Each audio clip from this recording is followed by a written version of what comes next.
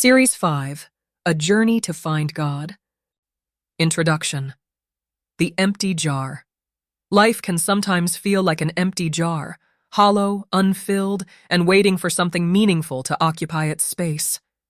This story follows the journey of a man named Ethan, who, like many of us, found himself searching for God, but didn't know where or how to start. Sub-Series 1.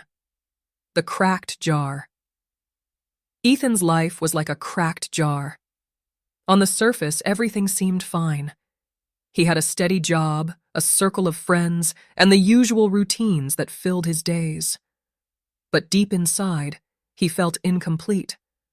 No amount of work, entertainment, or social validation could seal the cracks in his soul. One night, unable to sleep, Ethan gazed at the ceiling and asked aloud, "God, if you're real, how do I even find you?" It was the first time he'd spoken to God in years. There was no thunderous response, no flashing lights, just silence. But something shifted inside him. He realized that to fill the jar of his life, he had to start searching. Sub-Series 2. Searching in the Wrong Places. Ethan's first instinct was to fill his jar with more. More money, more recognition, more possessions. He signed up for self-help seminars, read motivational books, and watched videos about success and personal growth. Each effort seemed like a shiny new pebble, but none of them fit. His jar felt heavier, but not fuller. After weeks of this frantic search, Ethan sat in his living room, exhausted and disillusioned. He had more knowledge, but no peace. If God is out there, he's hiding really well, he muttered to himself. His frustration grew, and he felt further from God than ever. Sub-Series 3. A Whisper in the Quiet One. Sunday morning, Ethan's neighbor, an elderly man named Mr. Santos, invited him to join him at church.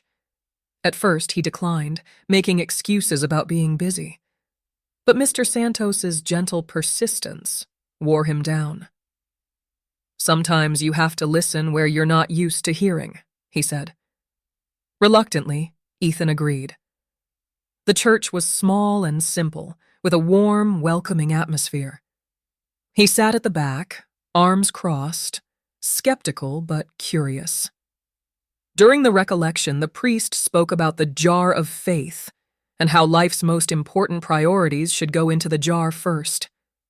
The analogy hit home for Ethan, who'd been filling his life with sand instead of rocks. That day, Ethan didn't experience a dramatic revelation, but something stirred in him. The words echoed long after he'd left the building. Put the big rocks in first. Sub-Series 4. Clearing out the sand. Ethan decided to take inventory of his life. He listed everything he was pursuing: money, recognition, validation from others, and realized how little fulfillment they had brought him. For the first time, he admitted that none of these small things could fill the void in his heart.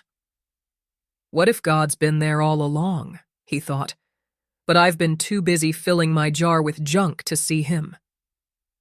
Ethan decided to clear space in his schedule. He turned off his phone for an hour each day and sat in silence.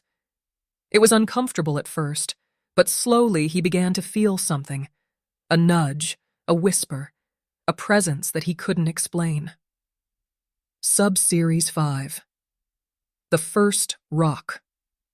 One evening, Ethan opened a Bible that had been sitting on his bookshelf for years. He flipped through it, unsure where to start. He stumbled upon Matthew 6:33. "But seek first his kingdom and his righteousness, and all these things will be given to you as well." It felt like the words had been written just for him. "Seek first," Ethan repeated. He realized he'd been doing it all backward.